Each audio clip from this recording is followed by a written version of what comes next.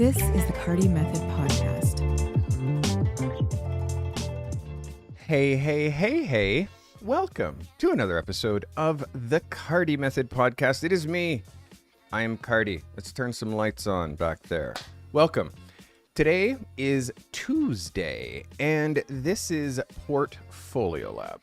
Portfolio Lab is my deep exploration into the work that you're considering for your portfolio, stuff that you might not be sure if it's the right fit.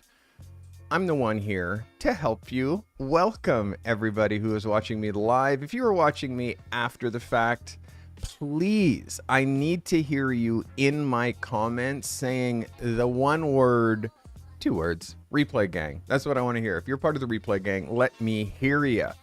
Understand this commercial-free live stream is brought to you by the members of this channel. If I didn't have members, and by the way, you can hit the join button and become one of those ones that makes it so I'm able to do commercial-free live streams on this channel. Just hit the join button. You also get a crown next to your name, the best emotes on YouTube, and I know that you're a supporter. Appreciate that. So guys, it is week 26 and this week's assignment, which is due tomorrow midnight. And by the way, happy Canada Day. Ooh, ooh, for the Canadians in my Carty crew. Today is our July the 4th, meaning July the 1 is our Canada Day, which is Canada's birthday. It is Canada Day. This is a Canadian holiday, so I'm actually live streaming during a statutory holiday for us. It's not a holiday for you. A majority of my audience is American, so we are rocking. So as I was saying, Thursday's assignment, which is due tomorrow midnight, my time, Eastern time, for week 26, I want you to create a high concept image. This week, I'm looking at high concept images on Thursday. So I want you to create a visually striking, idea-driven photograph that communicates a clear concept, a story in a single frame. Your goal is to deliver an image that feels intentional, stylized, and memorable. Something that could anchor an ad campaign, an editorial spread, or a fine art series. Now, it's important if you're a people shooter to craft a portrait or a group shot where every element, every pose, every prop, style, setting serves the central idea. We're making high concept people images. If you shoot places, find or create a location that tells a story or symbolizes a bigger idea. We're trying to say a bit of a bigger idea here. And I want you to be thinking about a surreal landscape, an altered urban environment, or an architectural detail staged with objects or lighting that evoke some sort of mood or metaphor. And if you shoot things, I want you to stage a product, an object, or a still life so it represents an abstract concept, balance, innovation, fragility. Let me tell you why this matters. High concept images are the currency of top tier editorial, advertising, and commercial photographers. High concept images demonstrate your ability to think like a creative director, to solve visual problems for clients, and to produce work that stands out in a crowded market. Mastering this skill is essential for building a portfolio that attracts commercial and editorial clients. And it also positions you as the photographer that brings ideas, not just technical skills, to every shoot. So I'm asking for a vertical image for Thursday, again, due midnight tomorrow.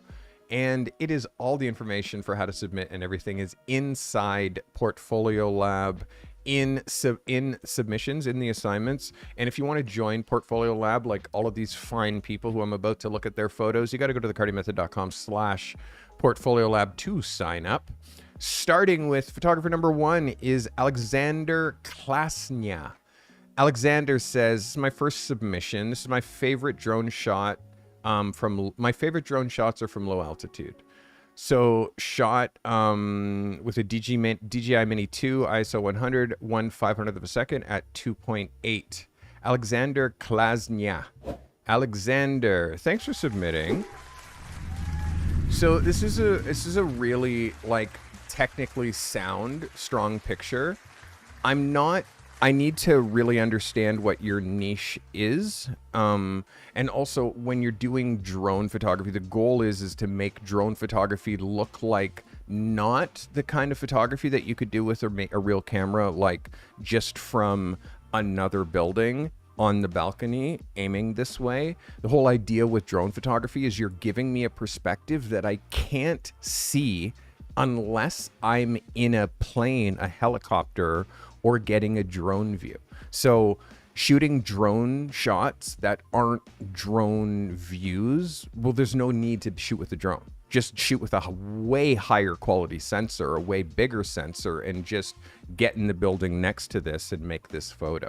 So there's got to be a reason for why you're choosing, and you're saying, I like to shoot low angle drone shots. I'm like, cool beans that you like to do that, Alexander. But are you getting paid to do that? Are you getting paid? Are you making $100,000 a year shooting low angle drone shots? And if the answer to that is no, then you need to drone photography is a business. If you're licensed and are doing it right, you can actually make a good living doing drone stuff. But if you're wanting to be a photographer, we shoot on the ground with, photography cameras. So I'm trying to understand what kind of a photographer that you're trying to be. This is a very technically sound photo, but for me, when I enlarge it, I can't enlarge it because you didn't give me the right size. But when I really go in, like the resolution of what we're seeing here from this height would be way better served with like a pro level camera. Like for the quality that you want to get from this kind of a shot, the expectations are way higher with sensor quality, but you're using a sensor that's the size of a phone camera sensor. So, you know what I mean? Like this kind of a shot for me would be better served shot with like a mirrorless pro level camera from another balcony. I hope that helps you. That is Alexander Klasna. And Alexander, make sure that you're giving me 4,000 pixels wide, so I'm seeing the full resolution of when it comes to drone shots. Like, you're not going to be getting the kind of resolution that I expect to build a professional portfolio, which only works if you're trying to be a drone photographer. Which again, if that's what you're trying to be, I need to know that so I can coach you accordingly. All right, that is Alexander. Let's see who's next. This is Courtney Turner. Courtney says, I thought it was about time I started adding some detail to my portfolio. Would love your thought on this image. Z7, 50mm 1.8, ISO 125, f9 at a 50th of a second, shot natural light. This is Courtney Turner. Courtney, thanks for submitting. Now, I like it. I just want to make sure that the way that you do your details are not like looking so much like the way that Sean Thomas is doing his details. Like what we're trying to do, I have car photographers that I help. I help Sean Thomas, I help Courtney, and I help Ian Martin. The idea is to make your photography not look like it's interchangeable with other shooters who are in my thing. For me, I feel like I've seen this picture. I saw Sean Thomas make this picture. Yes, different car. Yes, different sky detail. But I want you to be thinking about differentiators when it comes to your work, Courtney, because competition is fierce. And I look at a lot of images, and when you're looking at a detail and I see this, and I look at Sean Thomas's work and I see this straight on, and like we're trying to do stuff that is like different. How can you do different? So this doesn't look like it fits into this guy's website. It looks like it fits into yours. Let me show you Ian Martin. Ian Martin, yes, also does details. Detail shots look different than what shot his car's wet. You know what I mean? Different angle. So like we're trying to, and again, it's tricky because there's only so many ways that you can shoot a detail, you know? So I'm trying to be hard on you because competition within this space is really fierce, and you need a differentiator, something that makes Courtney Turner's work not look like any of the other car photographers' work that I've seen. This is a very good capture, Courtney. It's a very strong capture. I feel like I would push the logo a little lower in the frame. Right now, it's like dead center across. You need to hit it from an angle. You need to bring some of Courtney into your detail photography. And it's hard because you've seen so much Sean Thomas. So you have to figure out a way to like find your own rules and your own identity when you're shooting car details. It's tricky, bro. It is. But I think that you see what I mean. Let me see if I can find another shooter that is doing car details. Let's see if I can find another shooter here who's doing car details. Creative fields, photography. Show me the, like, great perspective. Great perspective. So you can see that there are shooters who are doing details that don't look like anyone else. It looks very much like their work.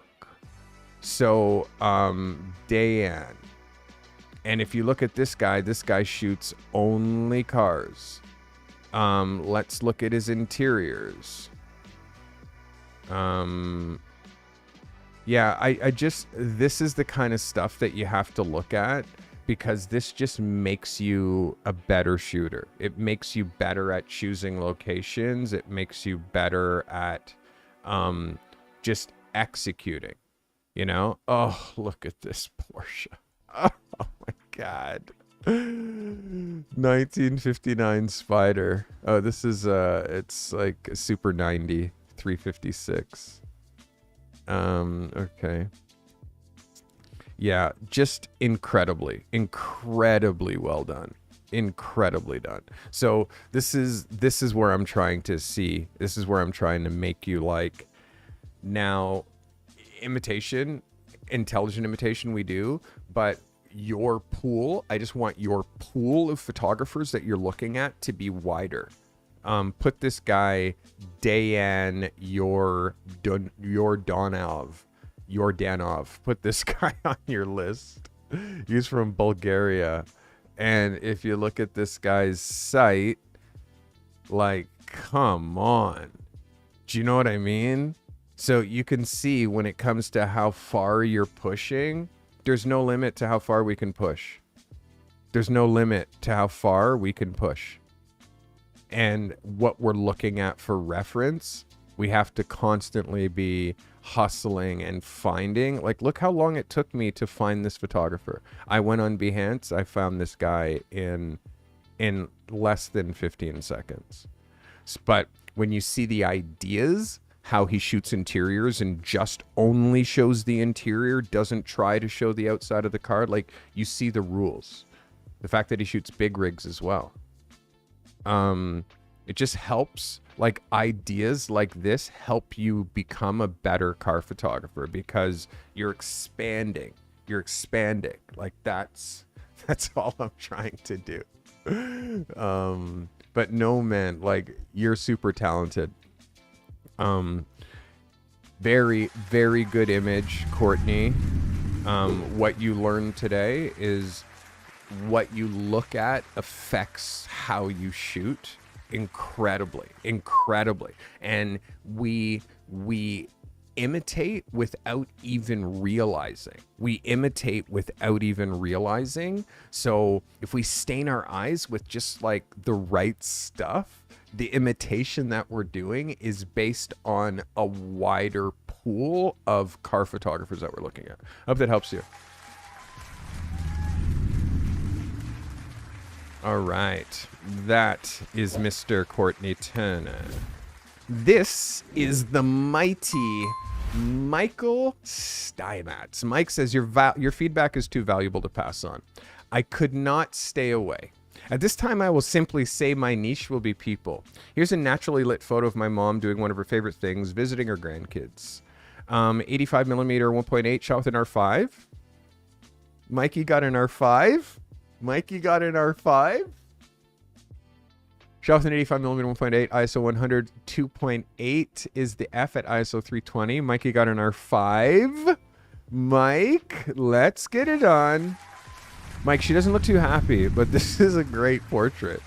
This is a great portrait. I want you to watch distractions in the background. I want you to watch where this line goes. Color balance. You just need to, because this is blue. This feels cold. So you just need to warm her up, and then just a little bit, friendly, a little bit friendly in the smile. But Mike, this is killer. And I'm sure you're noticing already the difference in the sensor. I'm sure you're noticing already, Mike, the difference in an R5 sensor compared to your R8. And it's an R8. Mike says it's an R8. It's not an R5. It's an R8. Mike, you got to get an R5. You got me all excited. You got to get an R5 now, Mike. So it's just, again, great shot. It's just about color balance. Make sure, because you're shooting in shade, you can see out here it's nice and warm because your camera is set for daylight. But that means that the shadow, which you shot her, is going to be cold. But exposure on her is great. Just like watch where, like, what's happening behind her. And again, just a little bit of expression and sweetness in the face. This is a good swing for you, Mike. Very good swing. Mandem now saying, I am a people photographer. And yeah, I didn't say anything about the shirt. Yes, it's a little distracting. But for me, the blue from the shirt just makes her skin look more blue. Just give me a recolor balance on this one. This is a good swing though, Mike. Thanks for submitting. Very good swing. Welcome back, Mike Steinmetz. I missed you as part of this thing here. Let me set my heart rate so y'all know how excited I am. Here we go. Also, just to confirm that I'm alive. This is Lincia Taylor. So, I shot this last summer for a ladies out at Silverwood Lake for a ladies quinceañera. I'm Canadian. I don't understand how to speak Spanish. Shot this last September for a young lady, Silverwood Lake, California. Natural light, shot with the D610, 85 millimeter 1.8, ISO 200 f4.5 at an 80th of a second. This is Lincia Taylor. Lincia, this is lovely. This is lovely. Lovely. It's good use of light. Like, usually I'm going to complain about mixed light where you have a little bit of like sun patches here on her skin, but in this case it looks okay. What I'm wanting you to notice is camera shake. You see in here on her face how we have camera shake. There's camera shake in her lips, and there's like a little bit of blur happening up here. Now, I'm not sure exactly how that occurred, whether she moved. Not sure if you're on a tripod. I'm going to look again at your settings. Shot with an 85 1.8 at 4.5 at an 80th of a second. So the idea is 1 over the longest focal length of the lens, right? So you shot at an 80th of a second. You're shooting with an 85 millimeter, so it's 1 over 85. You shot at an 80th, which is just a little bit below the minimum handheld shutter speed before you start to get camera shake, and you got camera shake. So it's like, in this case, what you have to do is you have to let something go. So if I'm looking at your settings, you're shooting at ISO 200, 4.5, 80th of a second. So you're shooting at ISO 200 at 4.5 at an 80th of a second. Okay, so ISO 200, let's take 200 to 400, not gonna lose any quality. You now get to go, you can stay at 4.5, and then you get to go from an 80th of a second and you get to double that number. So now you're shooting at a 1/60th of a second. So all you need to do is increase your ISO, and then that fixes your minimum. Now you're going from an 80th to a 1/60th of a second, and that is enough to get that frozen motion that will counter your camera shake. Lincia, this is compositionally strong, idea strong, it has oomph, it has texture, she's wearing the right thing. It's a beautiful photograph. It works as a cover, it works as an 8x10, which you can see you framed this perfectly to work both in Instagram and, like, Lincia, this is your best photo that I've seen so far. I've only seen 2, but what you really have to lock in is 1 over the longest focal length of the lens, so you don't get this camera shake issue that you're getting here.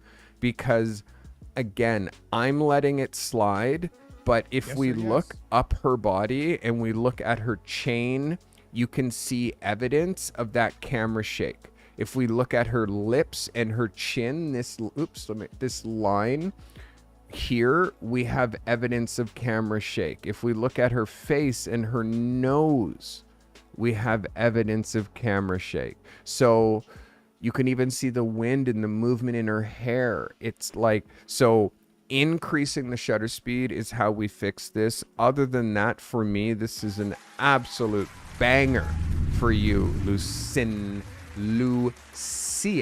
Lincia. Oh my God. And you're like, and I also go by Gail. I'm going to call you Lincia. Lincia Taylor, if that is your name. Sounds nicer than Gail Taylor, I think. So that was Lincia. Well done. This is Natalie Bennett. This is my submission for portfolio review number 26. Shot this last week with a model. R6 Mark II, 85mm 1.4.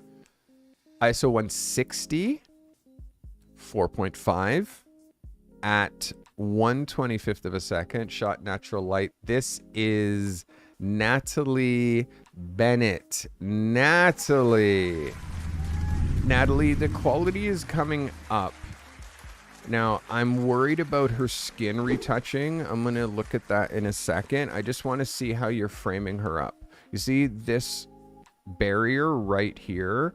This girl is begging to be moved this way, so she's centered within that archway. Seeing this little bit of wall here, like, I just move her over so we cut this whole thing out, because that gives like an extra color tone, which is, it becomes distracting. Like, just move her over a little bit so she's framed in this space, and then you have this leading line pointing to her.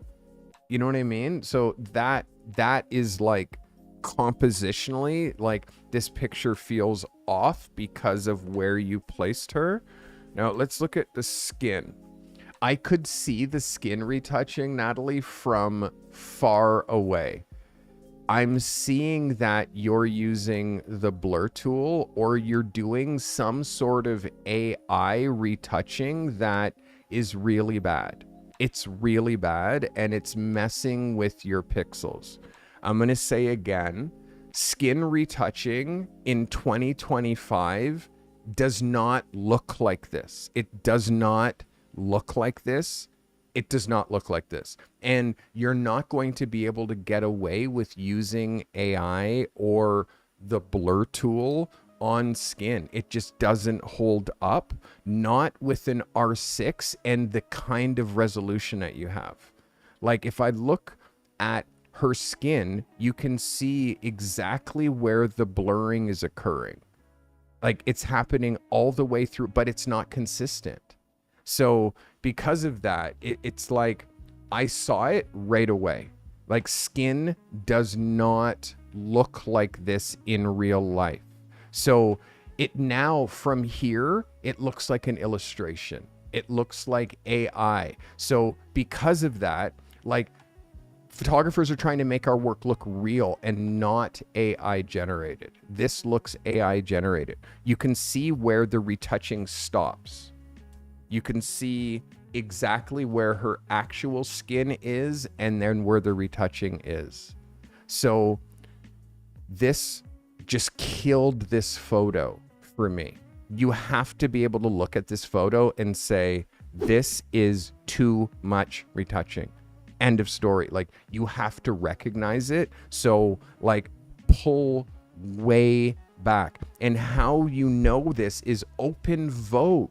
Open Vogue. Look at Vogue. See what's on the cover of Vogue, what the skin retouching looks like there. Then yours has to match that. It can't look like you're blurring. And yeah, this is not, we're doing a skin retouching workshop on Thursday. Thank you, Nick, for reminding me. We're doing, if you're in Portfolio Lab, Thursday's the day to make sure that you're in that Zoom call. We're doing a retouching workshop. I'm going to go from process TIFF to high-res retouched final. I'm going to show how I do it. Nick is going to show how he does it. So you know, and I've put out so much content from raw to retouched, showing you how I do the whole workflow. Members only content. You gotta have, you gotta get access to that so you can see the workflow. So your photos, like the light is good.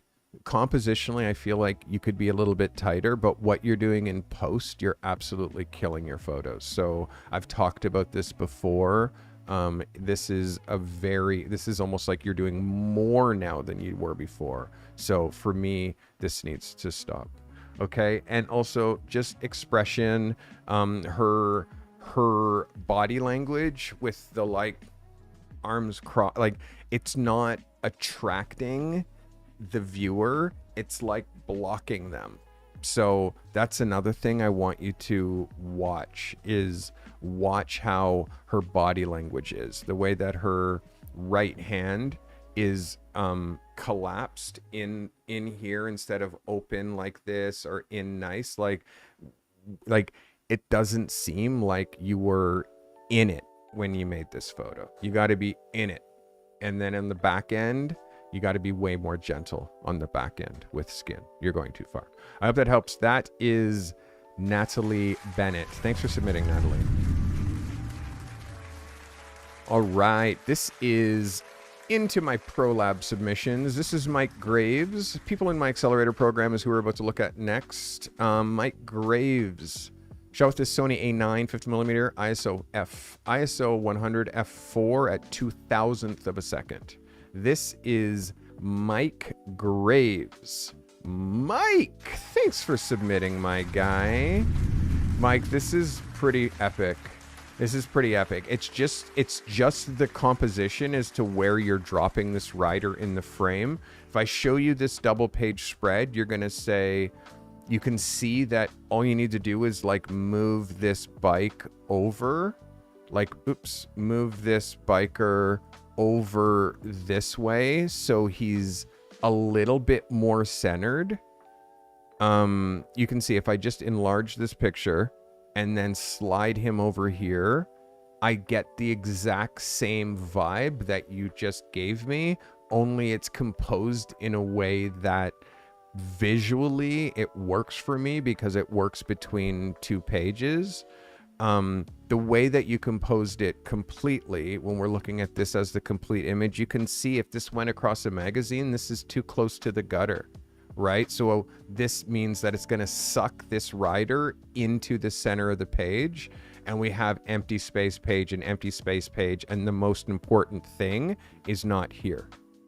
Also, this rider should be a bit bigger in the frame, no? Like, I want this rider to be more dominant, like this. So I can see the brands that he's wearing, the brand of motorcycle that he's riding, so you can sell me something. So there's, again, it's close, Mike. This is close. This is a really good capture, and it's a strong idea. I just want to take it to the next level when it comes to how you're composing it, how you're working this across 2 pages, and how this would look even as a billboard. I feel like you need to punch in a little bit. I'm hoping that you shot some more of this. And also, I want you to look at how this works as a vertical, and how it could also work very easy as a vertical. Like, I understand the ramp up and the landing and blah, blah, blah, and the distance that he's jumping. But the same point, just him in the air against the sky as a cover also works. So I hope you shot lots of this, because there's lots of different ways that this could be activated. Thank you for submitting. This is a really good catch. I'm going to give you an 11, but with an asterisk, because that composition thing, and imagine always how this works across 2 pages, Mike Graves. This is a really good swing, my guy. Thanks for submitting. All right. Next on my list is Doyle Daniels. Doyle says, this is part of a session I did for a public speaker last week. Z8, 70 to 200, 70 to 200, 2.8, ISO 100, 1/60th of a 160 millimeters, 100th of a second on a tripod. He says, okay, 1 light and a reflector. This is Doyle Daniels. Doyle, let's get it on. Doyle, this is a vibe. This is a vibe. It's a little offset because you're including the window as part of your picture. This is 1 picture, this is 2 pictures, and you're now like trying to balance and giving them both equal attention, which is throwing the composition off. So where she's looking through the window, how this picture is cropped, for me, it's like, number 1, you cropped her foot. So I'm like, ugh. Then like you cropped her arm in order to not crop the window. But then the way that you're lining up this is not, like, for me, this picture, you only need a slit of the window frame and move this way and come and hit her from here. So you have Rembrandt light on her. And the fact that she's biasing her face so much that way just emphasizes her nose for me too much and not enough of her eyes.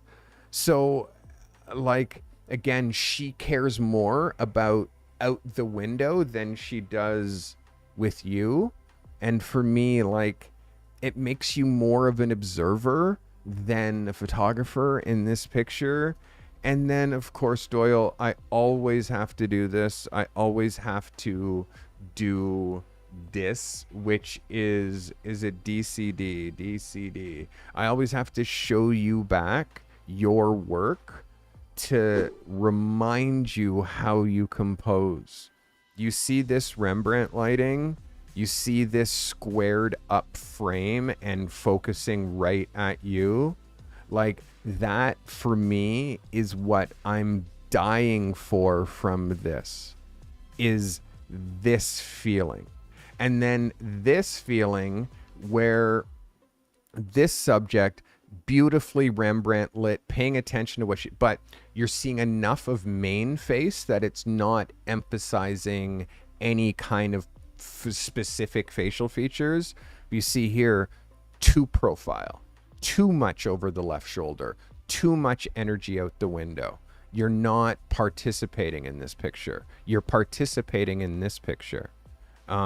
You're participating for sure in this picture. And for me, like, this is the picture that you're trying to match with this picture. look at the composition. Look at how his feet are. So there's no, like, you're not cutting shoes, like the accent lights in the background, the leading line all on him. For me, like, this isn't the right way that I would use this location. And this chair up here with this windowsill that goes down to here, like, it looks like you propped her up on a ledge and then aimed up at her. Like, for me, this, as far as your overall body of work, Doyle, it doesn't hit as hard as some of your other incredibly high impact photos. Like, there's reasons why your photos and photos that really hit, it's all, like, so I understand you do stuff where people are projecting outwards. But if you look at this crop and how I was on you about this crop, because you had this original picture way with him way down, and there was so much of the paintings and like that you were trying to include. You're doing the same thing in this one, where the window you care about as much as you care about her. And that pull between two of them, it takes me out the window and out of this shot. I'm looking at out the window more than I'm looking at her. And then, therefore, then you're not selling her. So for me, this one's a bit of a miss from you. This is a bit of a miss from you. Just this specific edit. I want to see what else you shot of her, Doyle Daniels. Again, Doyle, where I'm taking you, bro, I'm taking you to like the top 1%. So your competition in this realm is you. Your competition is you. Like, each time you shoot, you're competing against other images in your portfolio. And it has to be at par or better. And if it's now better, then stuff in your portfolio has to kind of come out, because this thing trumps all. That's like, not everything that we shoot makes it into our book. Our portfolio is not, this is everything that I've ever done. Our portfolio is curated, the absolute best of the best of the best examples of what I do in the studio, what I do on location, and how I serve, the kind of people I serve, the kind of faces that I shoot. All of that is what we're speaking with our portfolio. All right, guys, we're halfway through the show. This is Lamont DeSalle. Recent session with a model. Let me know if I can use this for your portfolio.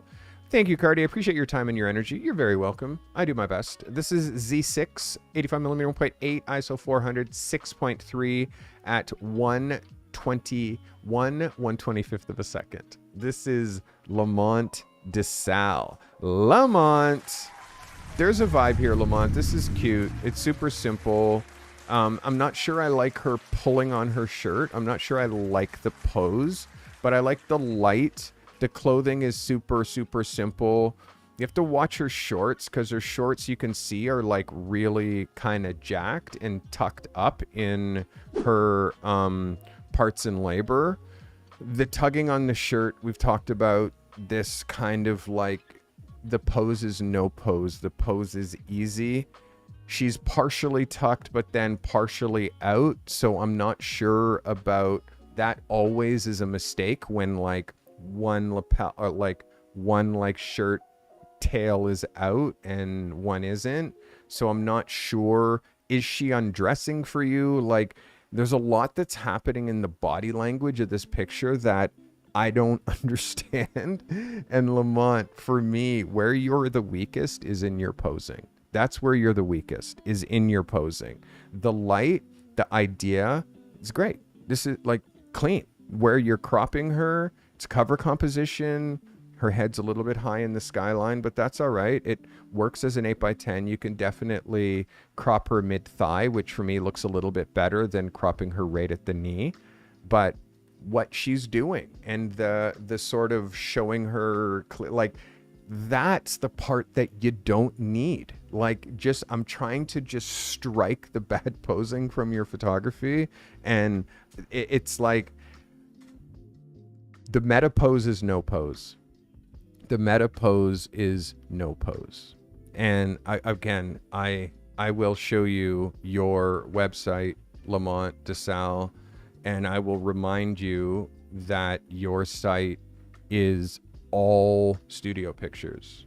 I'm waiting for it to load still. It is all studio pictures. It is just studio photography.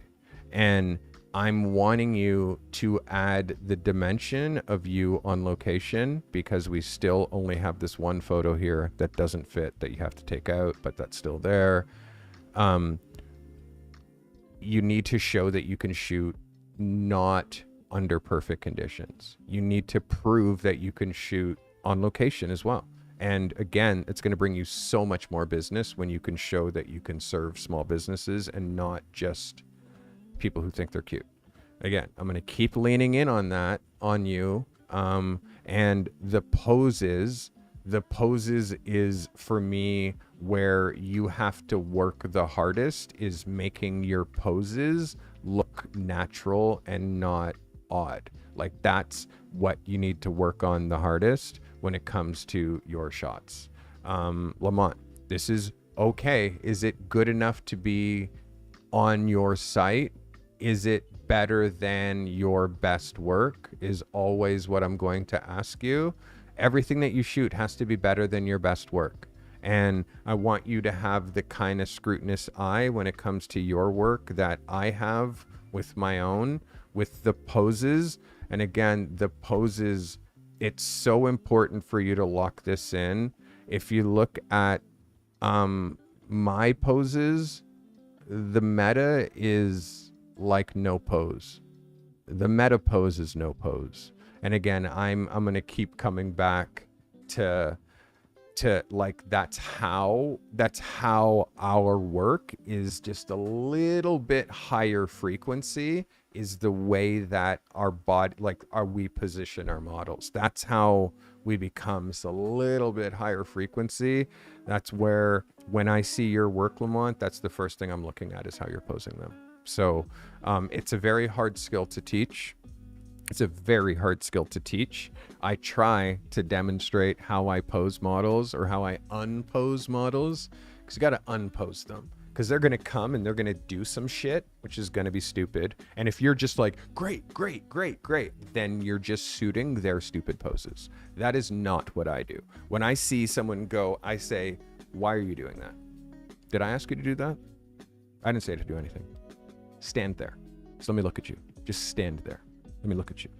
Like, so that's how, if you let someone kind of put down their, like, the 6 things that they think, it's just, you're now shooting their ideas. You're not shooting yours. So that's the thing, Lamont, that I really want you to dial in, is what your models are doing in your shots. And you need to shoot on location more. I'm just going to keep saying it. Lamont DeSalle, thanks for submitting. I've said, buy Vogue, have a Vogue open, look at the Vogue, show the model, say, do this, and then shoot that. And then find another pose and say, and again, shoot that one pose 1,000 times until you nail it. And then say, okay, now do this pose. See this close up, blah, blah, blah. Nope, your hand's wrong, blah, blah. Like, guide them exactly into poses from Vogue, because you're not doing that. You're just shooting poses that you think are cool. And for me, that's the gap. It's that you need to stain your eyes with poses that are cool. So when you see poses that are kind of whack, you can undo them. All right, this is Samuel Salling. Samuel says, this is an interior. I wonder if this is portfolio proof, and thank you. 2 photos combined, base with lights off and luminosity layer with lights on. Simplified explanation. This is a Sony a7 IV 16 to 35 2.8 at 16 millimeter ISO 100 f11 at 0.6 seconds. So not a 1/6 of a second, but 0.6 of a second. This is Samuel Salling. Samuel, this is a yes. This is a yes. This is a yes. I want you to watch your exposure on the bed sheets. You can see in here, this is where the exposure is getting a little bit hot, but the details that you have, like the pot lights, really good depth, really good natural light feeling. Your lines are really straight. My only issue that I have is the exposure that's in here, Samuel, and on the pillow. but very, very disciplined room. Like, it's hard to make these work as double page spreads, but when you're shooting these kinds of interiors, they don't really get shown that way. It's mostly for web. So I'm not going to break your balls about like the end of the bed clipping over top of that double page spread. This is a good capture. This is a really strong capture. I want you to see what you can do with highlights and when you're blending these photographs to bring this exposure down just a bit. This got too much exposure, but other than that, this is a very strong image. You got strong focus back to your furthest things and your closest things. Your lines are hella straight. I don't mind the fact that this line isn't, because I'm not sure if this room is like, this room doesn't look like it's square. That's not a 90-degree angle, which means this is an angled wall.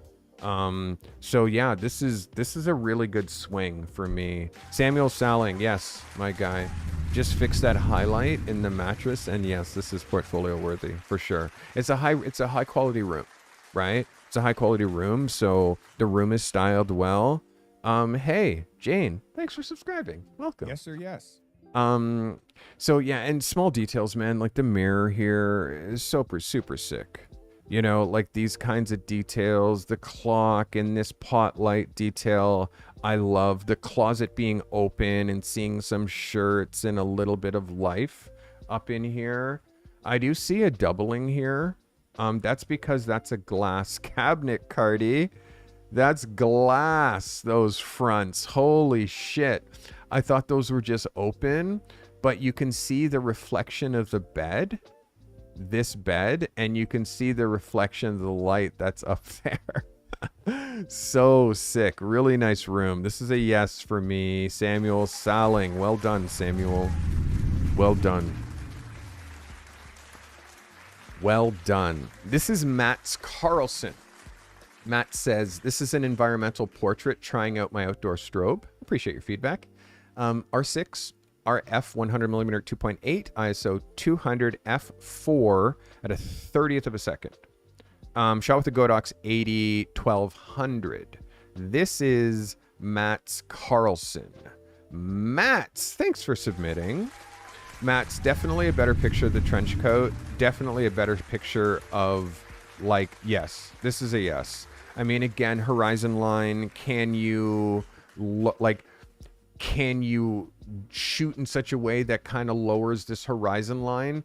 I would have maybe jumped her on top of the rocks and then used just sky as background. Again, you're not really in a location, you're just up against the sky, but then that would give you the ability to push this horizon lower, and then remove that altogether. This is a better execution of the trench than you shot last. Tonally, exposure is a little low, but I know that that's like part of the feeling that you're trying to get with this picture. Let's look at Matt's Carlson and other work. This shot's already on your portfolio. What I want you to bring back is perspective. Like, this just is such an interesting perspective. This is such an interesting perspective. Yeah, does this fit within the collection of work that you have? I think that it does. I'm just always wanting you to be evolving and pushing into new subjects. You always need new subjects, but I think that this is well done, Mats Carlson. I'm giving you love for this photo. It feels like you. It feels like it fits within your style and your sensibility. Yeah, I just, I haven't seen your photos for a while. I just want more Mats and more faces. This is Frank Tom. Frank says, I wanted to add more lifestyle product branding images to my portfolio. Here's one from last week's shoot.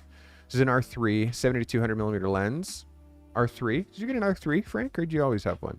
ISO 320, 1.2 2500th of a second at f4. 2500th of a second at f4. This is Frank Tom. Frank, let's get it on. Frank, there's a vibe here with the watch. I'm not sure her body position is exactly right. And yes, the super shallow focus makes it so we really nail the watch but lose her. I think in this case, they would have probably had her in focus as well, because the body position is really focusing on the watch. This is dope. I'm not sure 100% on the crop.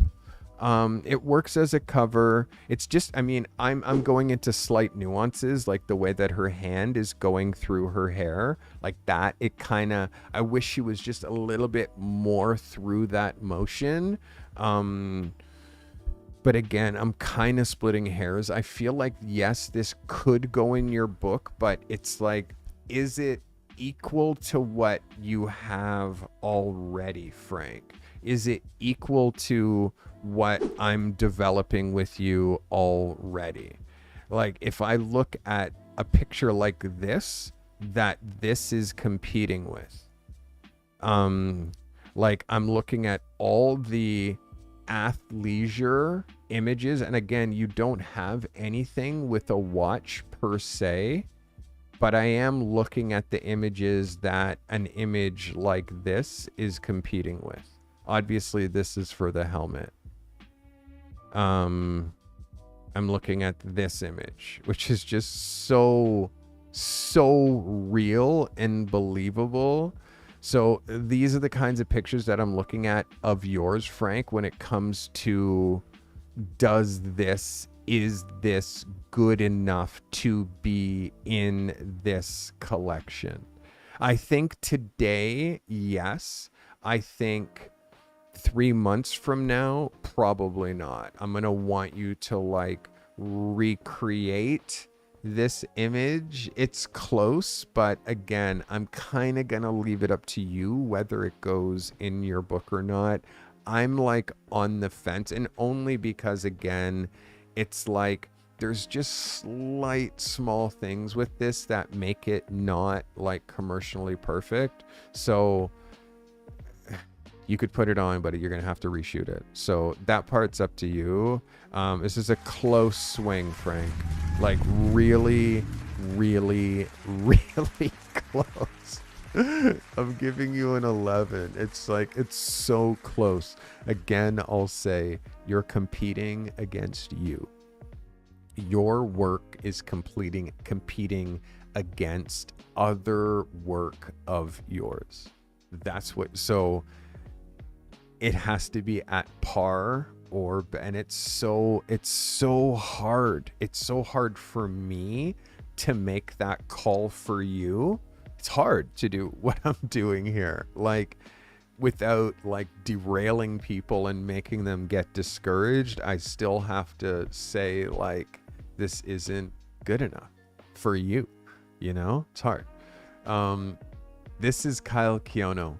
Kyle said, I went back to obsessing over to correct some past mistakes, finding trouble with lowering my horizon with the nifty 50, as this is far away from shore. A7 for 50mm ISO 250, f16 at 250 per second. This is Kyle Kiono. Kyle, this is a vibe. So how you, like, you're trying to do lowering the horizon line in this picture. You have them all stand on a box because you're here and then you're shooting like face. But then you have this horizon line, and you can see your horizon line is crooked. You can see how that horizon line becomes an anchor for the picture, and it's not lined up, right? So what you do is you put a box down here and you let them stand on that box, and then you're not standing on a box. So now you're no longer here. You're now down here, and you're aiming up at them, and then you're able to lower this horizon line. In fact, probably right out of the picture. You're also trying to do incredibly complicated pictures with the skill set that you have today. You're trying to do like incredibly difficult pictures with the skill set that you have today. Shooting multiple subjects, directing 4 people rather than directing 1 is 4 times more complicated than getting 1 person to do the exact thing. Now you have 4 people who you're trying to do to get to the exact thing that aren't models. So it becomes like you're making your life harder, like by directing 4 people. So cut it in half, make it 2. And then when you look at this as a double page spread, you can see, well, you're not really even thinking of this as a double page spread, because you can see the picture would have ended here, right? The picture would have ended here. So this girl's going to get out, that Coke can's that's going to get cut. This bottle's going to get cut in half. You know what I mean? So it's like just the whole concept is not something that's easy to execute. But again, it's like let me tell it back to you this way.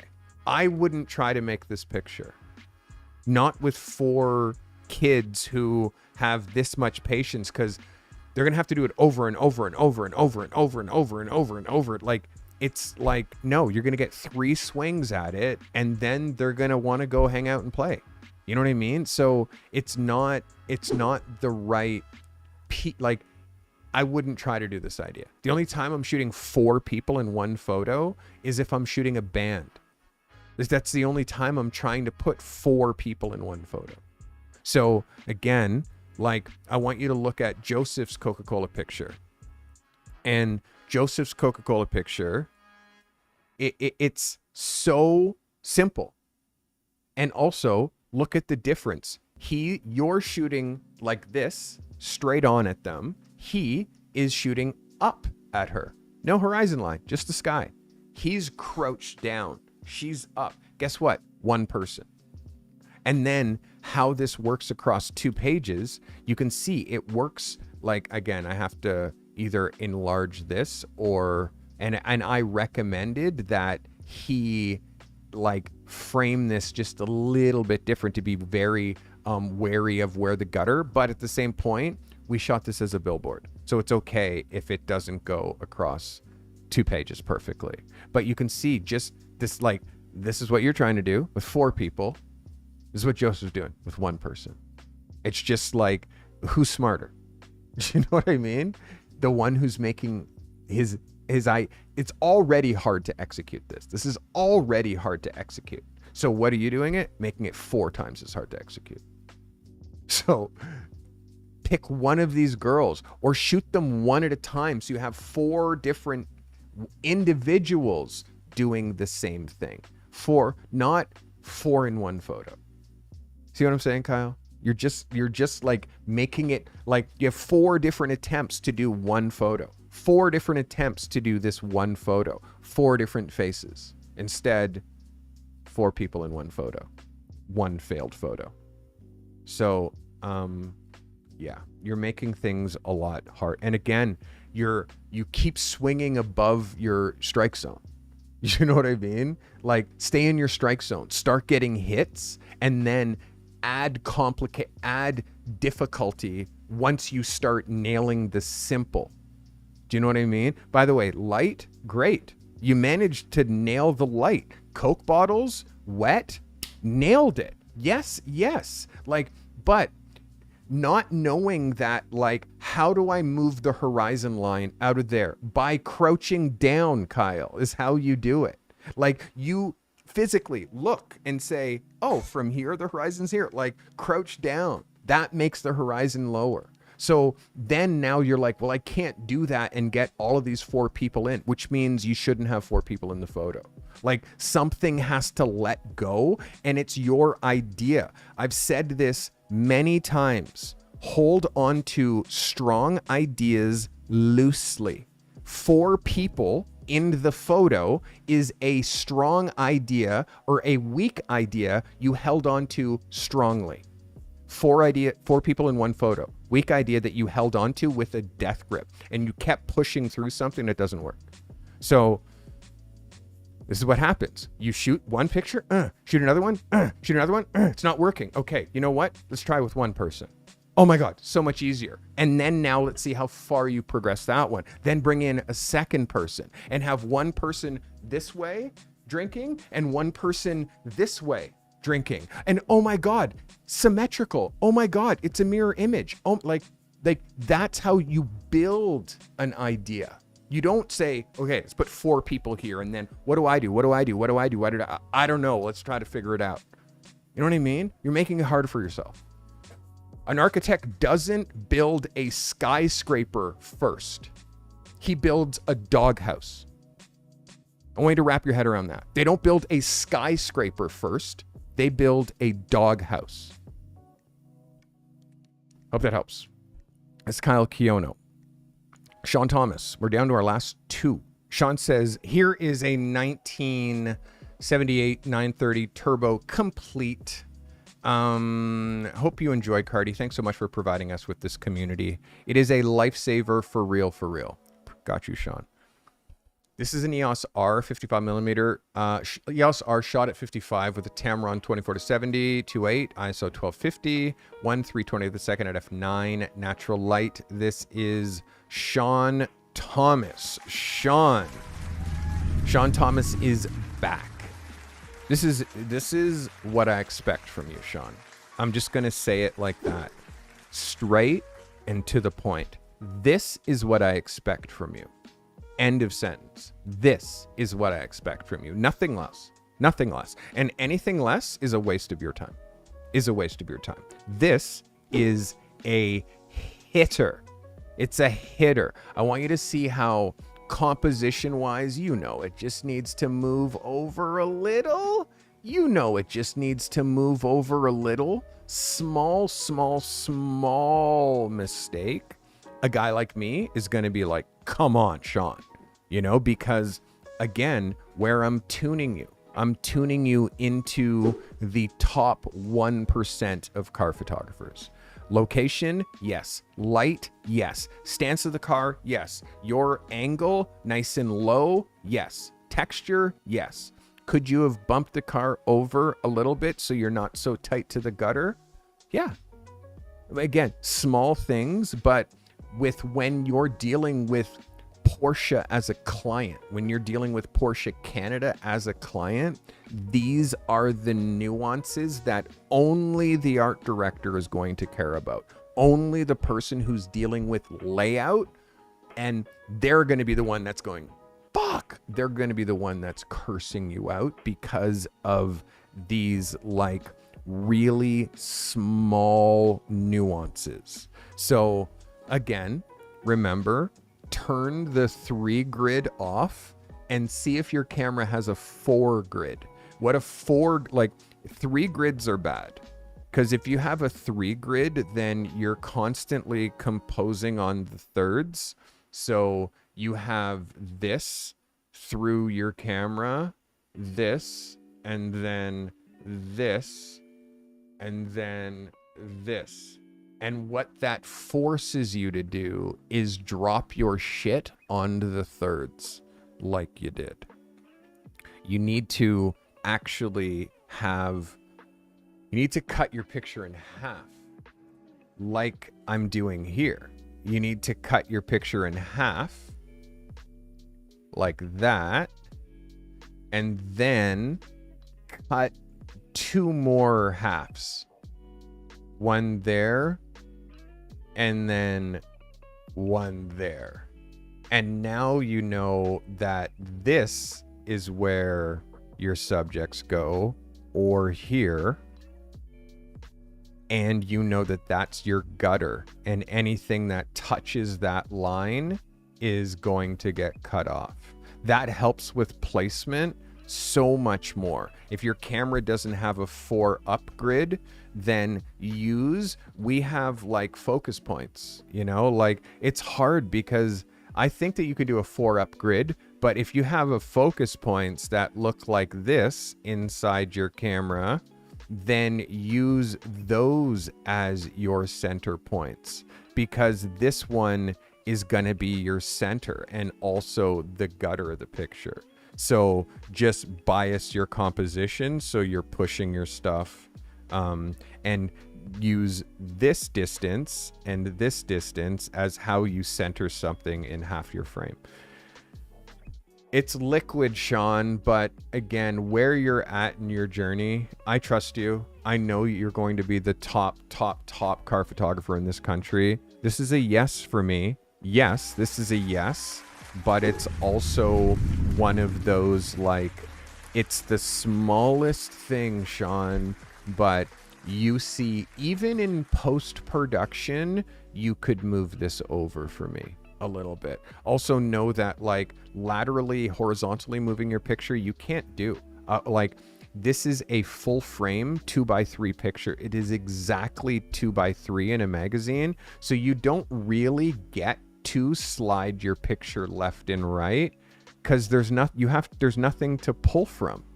So you have to get your horizontal composition as exact as possible because you don't get to slide it that way. Vertical, yeah, you can move up and down because, like, an 8x10, you lose an inch, blah, blah, blah. The horizontal, you don't lose an inch. That's the whole frame. So if you have to recompose it, you have to enlarge it. And that enlarging usually screws up your proportions. So you got to be really disciplined with horizontal frames. Sean, this is an 11 if I didn't say so already. Well done. Well done. And we're down to our last frame of the day. This is Nick Johnson. Hot off the press, and I mean hot. I shot this an hour ago in 96-degree heat behind my back fence, which is as far as I was willing to go from my AC. R5 Mark II, 24-70, 2.8, ISO 100, f4 at 1/400th of a second. Lighting from a giant yellow death ray in the sky. Lighting from the sun, no post-production. Just rare good skin. This is Mr. Nick Johnson. Nick, thanks for submitting. Nick, this has got a vibe. It's nice and easy and light. I know she's like a little bit like of a darker brown skin girl. I want you to watch how high up she is in the frame. You can see compositionally, yes, that would still pass. We would definitely just do a cut and like bring her head in front of the frame, in front of the Carty method. Like, definitely we could do that.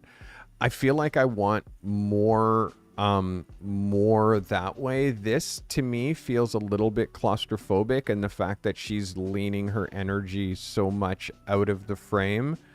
I would like, for me in this situation, I have this shoulder touching here, so she's leaning like she's leaning like this in the frame and projecting all her energy towards you that way. She's projecting her energy away, like she's really looking out that way or projecting out that way, and then turning her, like, I'm just not sure about the pose, to be honest, Nick. I'm just not sure about the pose. If this is the one that I would have chosen, I would like to see what else you shot here. Also, as an 8x10, you can see you're losing this whole front leg here. With the shorts, you're losing that whole front leg. So again, I'm not sure personally this would be the edit for me. I would like to see you like having your models projecting forward to screen, looking at the rest of the work that you have on your site. Like, this picture is competing with this picture, and I think this picture is stronger. This picture is competing. Let's see some other pictures that it's competing with as far as like a location. It's competing with this picture. For me, this picture is so much stronger. So again, it's, to me, the pose, she's out of the picture already. Like, she looks like she's about to sprint out of your frame. But again, she's got a nice smile, and it's like, but again, I want you to see the other pictures that photo is competing with. Like, to me, it's that this is the other stuff that it's competing with. I feel like I'm not sure if that exact frame is the one that I would choose. Like, I'm not like smile wise, this is just so much stronger. So I'm not sure, Nick. I'm not sure if that's the one that would stay. And I think that you have stronger location work. Even this for me is stronger. I just love the vibe. Like, so for me, I'm not sure. I'm not married to the pose. You're going to have to show me another pose from this for me to think that it's good enough to be in. And by the way, this should be higher up in the fold. It's too good to be on the last row. Yeah, like you got some bangers here, my guy, and this is what you're competing with. For me, Nick, I'm not sure if it's like stronger. And again, like Nick, it's going on the same portfolio as this. You know what I mean? Is this as strong as this? So these are the questions you got to ask yourself. I'm into seeing another edit. It was very hot when it's hot, you know. It definitely like makes it so we work faster than we normally would. So for me, I'm on the fence. I don't think that this hits as hard as you do, Nick. Thanks for submitting. All right, that is the last photo. It is now time for photos of the week. And if you wait until the end, I will give you, pretend you didn't just see that. I will tell you what Thursday's assignment is. So let's get into first photos of the week. But yeah, before that, think about this. Creating content for you on YouTube has been an incredible journey, and I cannot thank you enough for your support. If my videos are helping you with your photography business, I've got something super exciting to share: the Carty Method YouTube memberships. When you hit the join button, you unlock exclusive perks that take your experience with me to the next level. Here's what's in it for you. First, your support keeps all my live broadcasts completely ad-free. No distractions, just pure focus on growing your photography skills and business. Second, you get access to my members-only community posts where I share behind-the-scenes updates. I give you sneak peeks of upcoming shoots and projects that I'm working on. Third, you're going to stand out in my chat with a crown badge next to your name that upgrades the longer that you're a member. It's a slick way to show your support and be recognized in the community. And let's talk about those custom emotes. These are photography related, exclusive to members, and perfect for making your comments in my live chat stand out. Joining unlocks exclusive live streams and live chats, which give you access to secret, unscheduled content. Just last month, I brought members into the studio to watch me light, shoot, and direct a subject. This kind of insider content is only for members. And here's the big one. Your questions get priority answers in my comments. It's like having a fast pass for personalized feedback. All of this is yours for just $4.99 a month. That's $5. Your support helps me create even better content, connect with you in new ways, and grow this incredible community. And by the way, whether you choose to join or not, I want you to know how much I appreciate you being here. Together, we're building a very strong, vibrant photography community. My number one goal is to help you turn your photography dreams into reality. So if you're ready to take it to the next level, hit that join button right now. All right, you ready for the photos of the week? Starting with Mr. Courtney Turner. Courtney, bro, it hits hard. I don't want you to think that I'm not recognizing you, but today I hope I opened your mind and I opened your eyes a little bit to the possibilities of what you can do as a car photographer. I believe in you. You're a killer shooter, and the progress that you've made in the last 3 or 4 months with me has been mental. So imitation is the greatest form of flattery, and intelligent imitation is what I preach here. It's what I preach.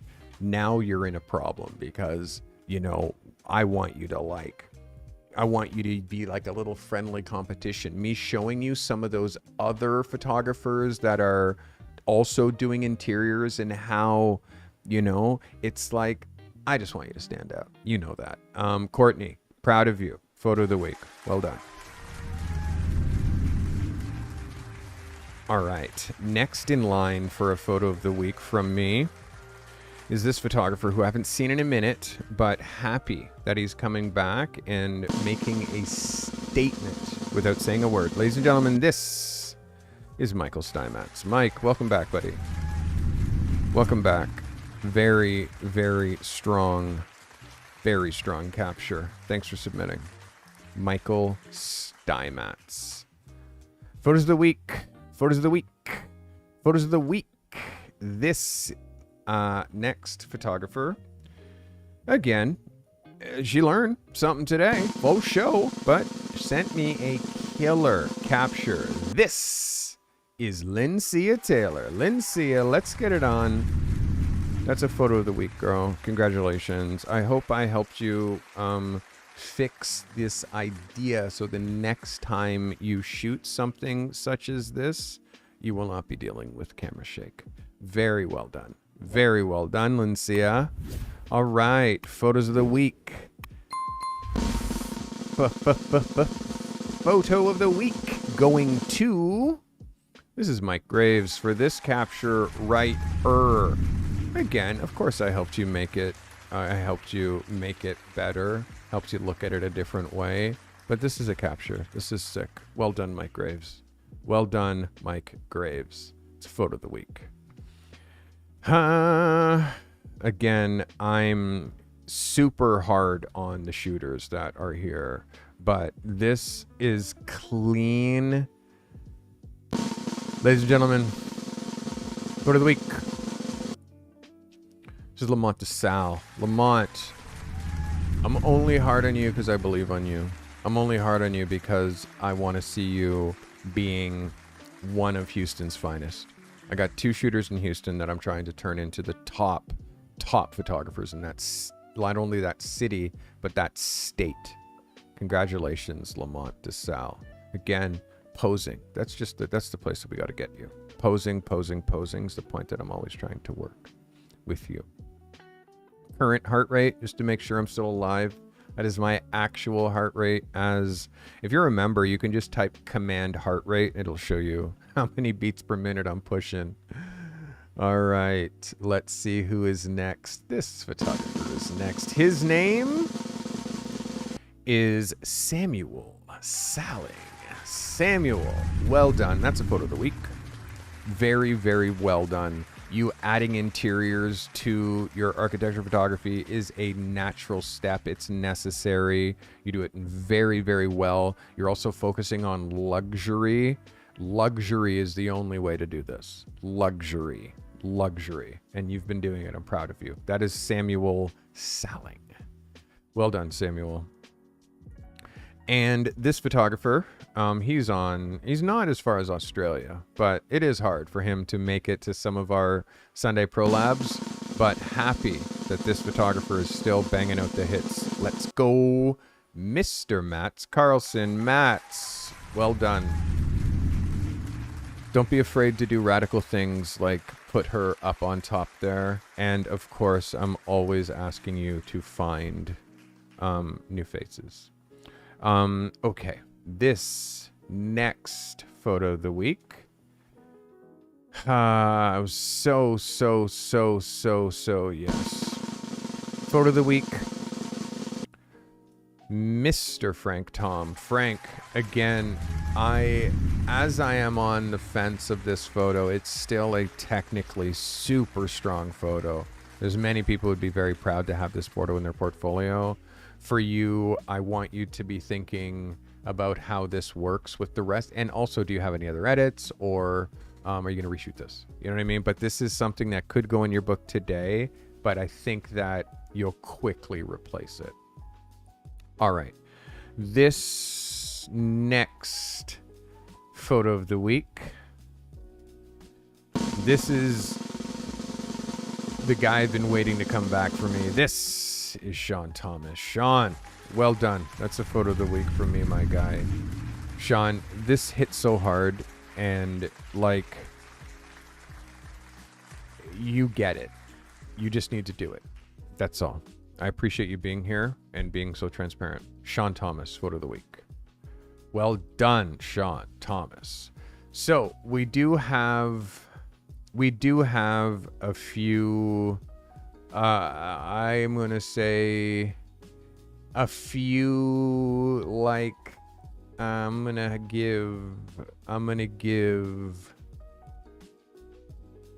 give 2 best in show. 2. Ladies and gentlemen, best in show.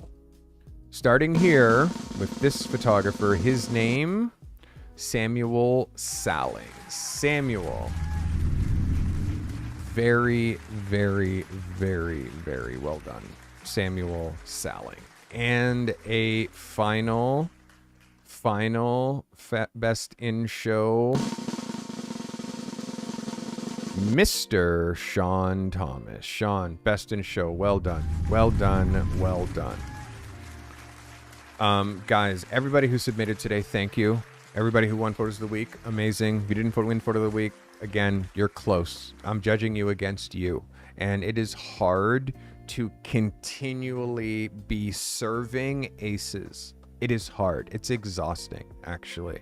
It's exhausting continually serving aces. Hurts your shoulder, you know, like it hurts. But repetition is how our ratio of success goes up. Repetition and consistency. That's how, like, we just keep hitting. And having me in your ear when you're shooting for framing and thinking about where this picture goes, not just I made this picture. It's like, how does this work in a magazine? How does this work in a layout? Like, how does this fit with the rest of the photos that I'm making? That's where we're trying to take you, is thinking of your work not just as single things. These are all like, they're army men. They're army men. They're ammunition for you. They all have guns. Your portfolio is an army that works for you. So you can't put a soldier in your portfolio that doesn't have the right ammunition. It doesn't have the right guns. It doesn't have the right ish to fit with the rest of this army. Like, you can spot them. That one doesn't fit. That one doesn't fit. That one, like, I spot them like that. For you, it's way harder to spot them because it's your work. And oftentimes you have an emotional attachment to that photo. Having an emotional attachment to these army men, that's a mistake, because you have to nix them.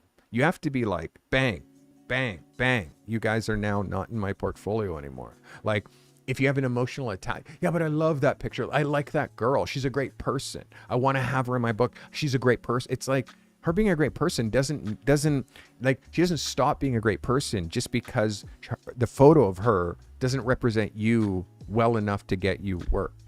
Right? So we have to have a really discerning eye looking at our portfolio, and it's hard. And this is why I do this service for people. But know that I have consultants that do it for me. They can look and say, yes, no, no, no, yes, no, yes, with my work when I'm having a hard time with my edits.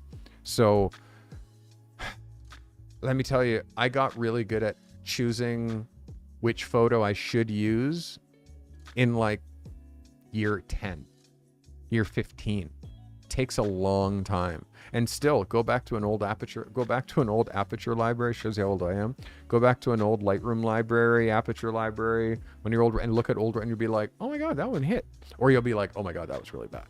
You know what I mean? So I'm always about progression. You can't rest on stuff that you did 10 years ago. You got to be making stuff tomorrow. Because if I was resting, I would have 6 pictures in my portfolio. It would be Pharrell, Kanye, Tom York, Colin Firth, Michael Sheen, Sandra Oh. And I'd be just like if I just rested, I wouldn't have new work to retouch, new work to put in my book, like constantly on the new.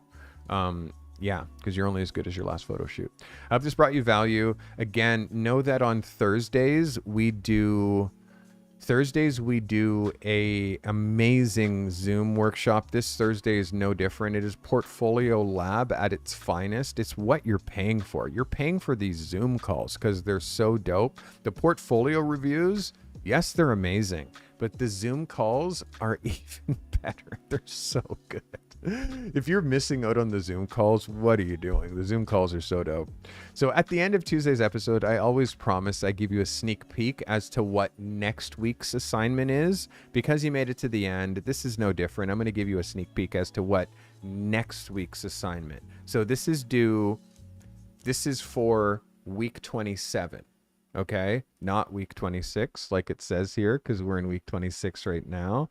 For week 27, next week, we are doing self-portraits. This is the time that I get to see you, but it's also the time that you get to make a photo for your about page. So looking at my about page images, I mean, I have all of mine were shot by other photographers. This was shot by Nascademi. This was shot by Chelsea Roysam. So like I have people who shoot pictures of me, but then I also self-portrait. I also shoot so many self-portraits for thumbnails. Like I shoot them continually. Like it's another self-portrait. So this was shot by a photographer, by Chelsea, self-portrait. So what I'm asking you to do is to create a self-portrait that you could use on your about page, which is a professional high-end self-portrait like Frank Tom shot here for himself, like Garan Rath has on his website. When you look at the about page of Garan, like super compelling photographer's self-portrait. That's what I'm asking you to make. It's pretty simple. Create a compelling self-portrait that showcases your personality, your style, and your creative vision while demonstrating your technical skills behind the camera. You don't have to have your camera in the shot. It might help, but if you have your camera in the shot, what are you shooting it with? So again, I want it to feel like you're a creative. Step in front of your own lens. Practice what you preach if you're a people shooter. Focus on authentic expression, compelling body language, and styling that reflects your personal brand.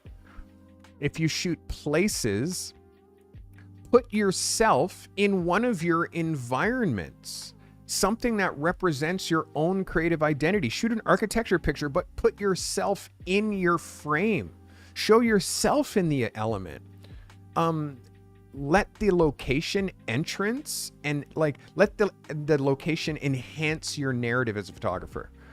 And if you shoot things, create a self-portrait that includes your essential tools, the objects that you use to make a still life or a product photograph. Put yourself down inside your product set and shoot a portrait in a little contained set with reflectors next to your face, and be creative.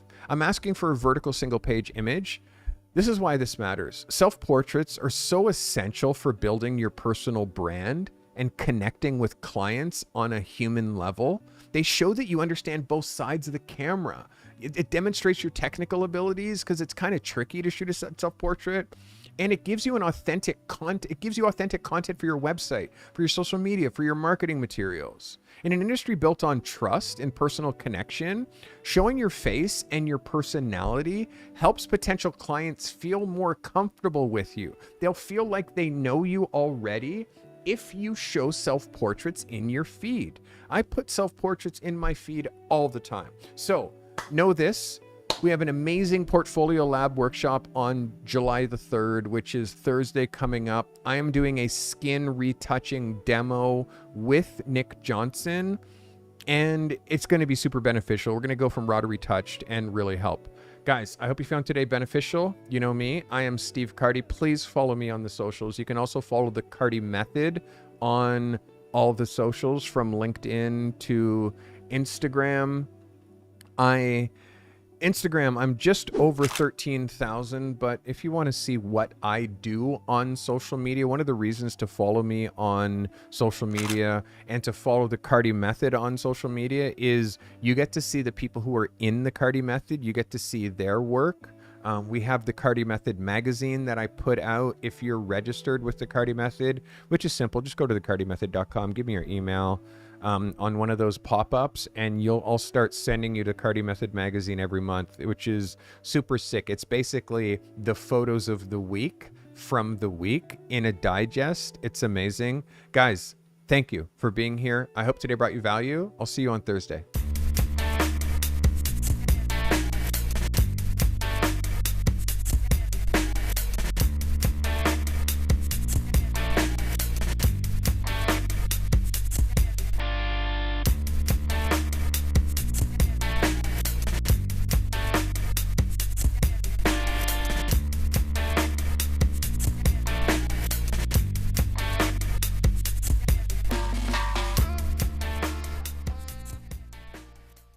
This commercial-free live stream was brought to you by the members of this channel. If it wasn't for you, we'd have to fill up these live streams with ads that would just interrupt the flow. The members of this channel make commercial-free content during these live streams possible. Consider becoming a member for $5 a month today to gain access to secret live streams, live chats, and to show your support with that crown badge next to your name. Sharing is caring. If this content has brought you value today, share it, clip it, post it to your socials. Curating and sharing helpful content makes you an expert, even if the content you're sharing isn't yours. Be a curator and share this content with your network. If you're an emerging or struggling photographer that's trying to break free from your current 9-to-5 grind and transition to the life of a working pro photographer, that's our obsession here at the Carty Method. Register, get the support you need. If you're alone and struggling at this craft, make sure you join the Carty Method community. You'll always find help in the show notes. Subscribe on Apple Podcasts and Spotify. Find your creative and business genius with the Carty Method.